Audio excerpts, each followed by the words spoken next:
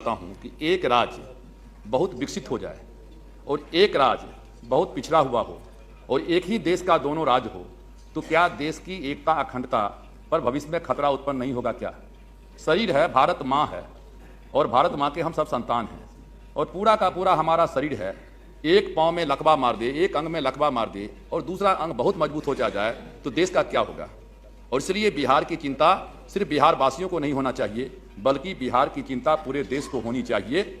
और इसलिए अभी सर हमको कहने की जरूरत नहीं है, लेकिन ये जो जवाब आया है इतना असंतोष जवाब है। जिस समय में बिहार का बंटवारा हुआ था, बिहार के लोगों के मन में कितनी आशाएं जगी थी कि हमारा सब कुछ झारखंड में चला गया है, हमको ये मिलेगा वो मिलेगा।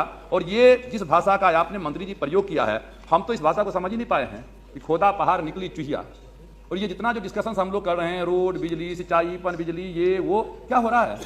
जो चीज हमारे यहाँ था, ये कारखाना था कुल मिलाकर के बरौनी फर्टिलाइजर कारखाना, उसको भी भारत सरकार ने बंद कर दिया। सिंदरी का कारखाना था, अभी बंद हुआ है, सिंदरी का कारखाना बंद हो गया। एचईसी रांची वो कहते हैं वो बंद हो गया। सारा का अमजोर, सारा का सारा कोई नई परियोजनाएं शुरू नहीं हो रही है, कोई भी नई परियोजना वहां शुरू नहीं हो गया। चीनी मिल से लेकर के कितना सहकार, ये सारा का सारा हर सहकारी संस्थाओं का है, वहां पैसा क्या कहते हैं, सहकारी संस्थाओं पैसा रोक दिया गया है। अशोक पेपर मिल से लेकर के तमाम चीज। तो मैं इतना ही कहना चाहता हूं सर कि आप ठीक है, आपको बहुत खुशी मना लीजिए, दक्षिण के राज्य हैं, बहुत तरक्की कर रहा है, टेक्नोलॉजी आ रहा है, नया चीज आ रहा है। बिहार जैसा राज्य है, पिछड़ा हुआ राज्य है, ये सारा जो समस्या एक दूसरे से जुड़ा हुआ है। तो कल आप क्या बिहार को देश से अलग करना चाहते हैं?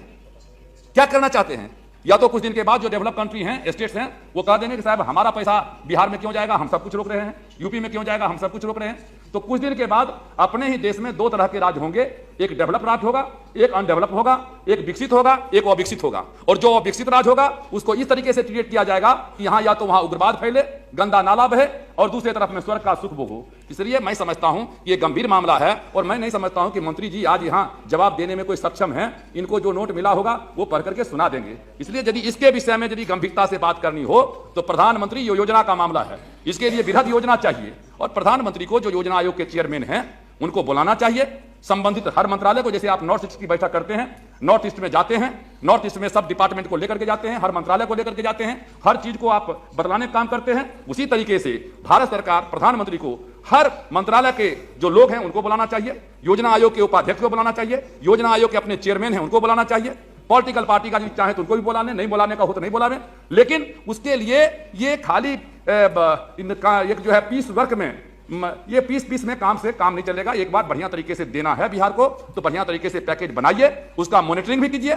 हम जानते हैं कि आरोप प्रत्यारोप लगेगा कि केंद्र सरकार कहेगी, राज्य सरकार में क्या होता है, एनएच का कहेगा तो कि वहां टेंडर नहीं निकाला जाता है, टेंडर निकालने के लिए कोई लोग नहीं आता है। ये सब मैं समझता हूं कि इसमें कोई दम नहीं है। इसलिए यदि इस पर गंभीरतापूर्वक विचार करना है तो विचार उस पर कीजिए, नहीं तो बिहार तो अपने रास्ते पर जा ही रहा है। भगवान बचावे क्या होने वाला है भविष्य में। हम लोग उस प्रदेश के निवासी हैं, लेकिन हम जान रहे हैं कि वहां भविष्य जब हम लोग देखते हैं कि 20 साल 25 साल के आने के बाद बिहार में क्या होने वाला है तो हम लोगों का रूह कांप जाता है। इसलिए यदि बिहार को देश का अंग बना करके रखना चाहते हैं, भारत का अंग बना करके रखना चाहते हैं, तो बिहार पर आप स्पेशल सामान्य रूप से यदि देंगे कि सबको एक एक रोटी दे दिया इसलिए वहां भी एक रोटी दे दो, उससे काम चलने वाला नहीं है। आपको बिहार के लिए स्पेशल पैकेज बनाना पड़ेगा और उस स्पेशल पैकेज को कार्यान्वयन कैसे हो इसके लिए भी देखना पड़ेगा और इसके लिए स्वयं प्रधानमंत्री को इसमें इंटरेस्ट लेना पड़ेगा, तब जाकर के बिहार बचेगा। नहीं तो हम लोग यहाँ चर्चा कर लें, चर्चा होते रहेगा, लेकिन भविष्य बिहार जो है सब बिहार का क्या होने वाला है भविष्य में, ये हमारे नॉलेज में नहीं आ रहा है। मैं इन्हीं शब्दों के साथ मैं आपको धन्यवाद देता हूं कि आपने 2 मिनट बोलने का समय दिया। The central government has already approved a proposal